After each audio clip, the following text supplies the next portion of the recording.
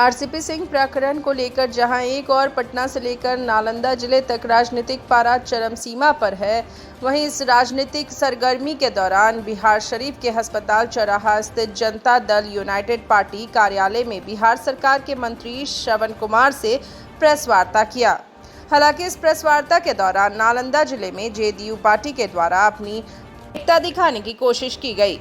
इस प्रेस वार्ता में राजगीर विधानसभा क्षेत्र के विधायक कौशल किशोर हिलसा, विधायक प्रेम मुखिया, राष्ट्रीय महासचिव सुनील कुमार के अलावा कई लोग मौजूद रहे। इस प्रेस वार्ता के दौरान मंत्री श्रवण कुमार ने पूर्व केंद्रीय मंत्री आरसीपी सिंह पर जमकर कटाक्ष करते हुए कहा कि जेडीयू की नैया को विधानसभा में पूर्व राष्ट्रीय अध्यक्ष आरसीपी सिंह नहीं होने का काम किया, क्योंकि उस वक्त पार्टी की पूरी कमान इन्हीं का दारोमदार थी। इसलिए हमारी पार्टी 43 सीटों पर ही सिमट कर रह गई।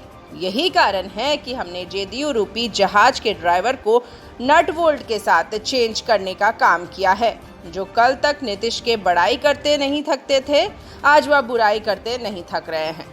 इसका फैसला आने वाले वक्त में बिहार की जनता ही करेगी। उन्होंने कहा कि नीतीश कुमार के काम के ऊपर कोई उंगली उठा नहीं सकता है। नीतीश कुमार के ऊपर उंगली उठाने वाले खुद अपने गिरेबान में झांक कर देख ले कि नीतीश कुमार के उंगली उठाने से पहले वह कहां थे। किसी के चाहने से जेडीयू पार्टी डूब नहीं पाएगी। हमारी कुनबे की लंबी कतार है। हमारी सारी फौज के बिहार के मुखिया नीतीश कुमार के नेतृत्व में चट्टान की तरह खड़ा है। जो भी आगे परिस्थिति पैदा होगा उसका जमकर हम लोग मुकाबला करेंगे। तो हमारी तो सीट मात्र 45 है, तो 45 आदमी जिसके पास एमएलए हो, 16 जिसके पास सांसद हों, तो 16 सांसद से कोई देश का प्रधानमंत्री नहीं बन सकता।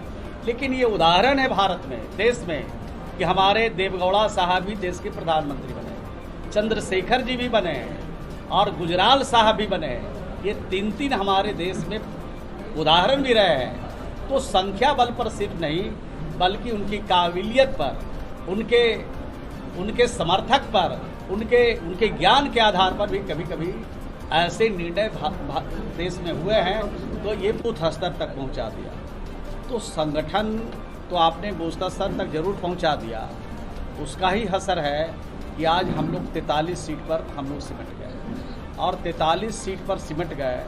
और कमोबेश इस बार जो पार्टी के टिकट लोगों को दिया गया, मैं समझता हूं कि जो हमारे राष्ट्रीय अध्यक्ष जी थे, जो हमारे प्रधान महासचिव थे, उनके कहने पर ही लोगों को, अधिकांश लोगों को टिकट मिला और ज़्यादातर सीट हम लोग हार गए, यानी 50% से भी ज़्यादा सीट हम लोग हार गए। तो संगठन तो इतना धारदार बना, संगठन इतना मजबूत बना कि हमारा संगठन के बारे में नीतीश कुमार जी को मालूम नहीं था कि सचमुच ये डुबाने वाले जहाज का जो नायक थे वो डुबाने के लिए पहले से काम कर रहे थे। अगर इस बात की जानकारी नीतीश कुमार जी को पहले होती तो मैं समझता हूँ कि जहाज के ड्राइवर को वो ज़रूर बदलते और दूसरा ड्राइवर जरूर रखते, दूसरा आदमी को जरूर उस जगह पर रखते जो उस जहाज़ को डूबने से बचाता। तो हमारी जहाज़ तो कमोबेश जिनके हाथ में बागडोर नीतीश कुमार जी ने सौंपा वो तो डुबा चुके हैं। अब जो बचा हुआ है वो जहाज़ अब डूबने वाला नहीं है, अब तेज़ी से तैरने वाला जहाज़ है और उसके कप्तान भी बदले गए हैं, उसके सारे पार्ट पुर्जे भी बदले गए हैं। और जब सारा पार्ट पुर्जा और सारा चीज़ बदला गया है तो तेज़ी से जहाज़ हमारा तैरेगा, दौड़ेगा और आगे बढ़ेगा, इससे इनकार नहीं किया जा सकता। जी ने बताया कि हमारे नेता पर आरोप लग रहा है कि हमारे नेता और हमारा जो दल है वो डूबती जहाज है। तो हम ये कहना चाहते हैं कि हमारा नेता और हमारा जो डूबती जहाज है उसके कप्तान के रूप में आरसीपी साहब